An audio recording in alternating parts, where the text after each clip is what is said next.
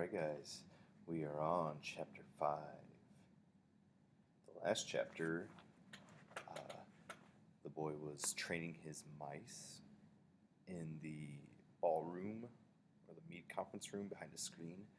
And all of a sudden, a whole bunch of people from the Royal Society to protect children came in. A lot of you made the prediction that something bad was going to happen. Let's read this chapter and find out. Now that the manager had gone, I was not particularly alarmed. What better than to be imprisoned in a room full of these splendid ladies? If I ever got talking to them, I might even suggest that they come and do a bit of cruelty to children preventing at my school. We could certainly use them there. In they came, talking their heads off. They began milling round and choosing their seats, and there was a whole lot of stuff like, "Come and sit next to me, Millie dear," and "Oh, hello, Beatrice. I haven't seen you since the last meeting. What an adorable dress you have on." I decided to stay where I was and let them get on with their meeting while I got on with my mouse training. But I watched them for a while longer through the crack in the screen, waiting for them to settle down. How many were there? I guessed about 200. The back rows filled up first. They all seemed to want to sit as far back from the platform as possible.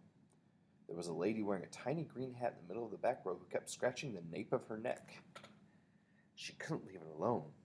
It fascinated me the way her fingers kept scratching away at the hair on the back of her neck. Had she known somebody was watching her from behind, I'm sure she would have been embarrassed. I wondered if she had dandruff. All of a sudden I noticed that the lady next to her was doing the same thing.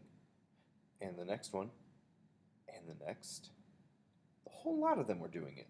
They were all scratching away like mad at the hair on the back of their necks. Did they have fleas in their hair? More likely it was nits. A boy at school called Ashton had had nits in his hair last term, and the matron had made him dip his whole head in turpentine. It killed the nits, all right, but it nearly killed Ashton as well. Half the skin came away from his scalp. I began to be fascinated by these hair-scratching ladies. It is always funny when you catch someone doing something coarse and she thinks no one is looking. Nose picking, for example, or scratching her bottom. Hair scratching is very nearly as unattractive, especially if it goes on and on. I decided it had to be nits. Then the most astonishing thing happened. I saw one lady pushing her fingers up underneath the hair on her head, and the entire head of hair, lifted upward all in one piece, and the hand slid underneath the hair and went on scratching. She was wearing a wig. She was also wearing gloves. I glanced swiftly around at the rest of the now seated audience. Every one of them was wearing gloves. My blood turned to ice. I began to shake all over. I glanced frantically behind me for a back door to escape through. There wasn't one. Should I leap out from behind the screen and make a dash for the double doors? Those double doors were already closed, and I could see a woman standing in front of them.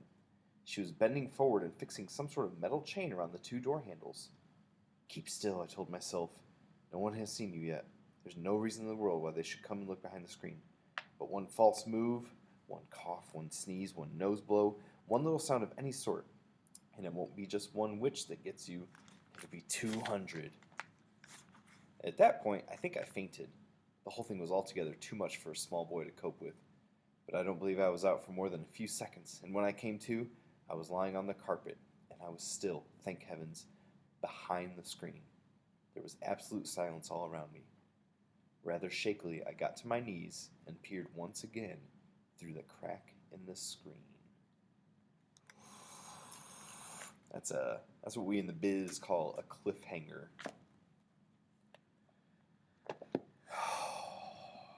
Looks like he's in a room full of witches.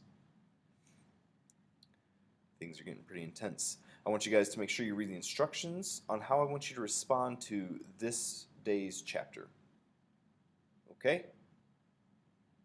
Remember, guys, when you're making a prediction about a book, it doesn't matter if you're right or wrong. It's just you putting together that knowledge, what you may have learned previously. You're putting that together and you're trying to make a prediction based on the things that have been said in the book. So those of you that were like, oh, I think he's going to be in a room full of witches, good job. Those of you that may have made a different prediction, that's okay. There's no right or wrong answer when it comes to making that prediction. It just makes more sense to be reasonable about it. You can't just go, oh, I think that all the women are going to turn into dogs. Because that's not what the dog is about, right? Or the book is about, right? It's not about the dogs, it's about the witches. All right. Good luck.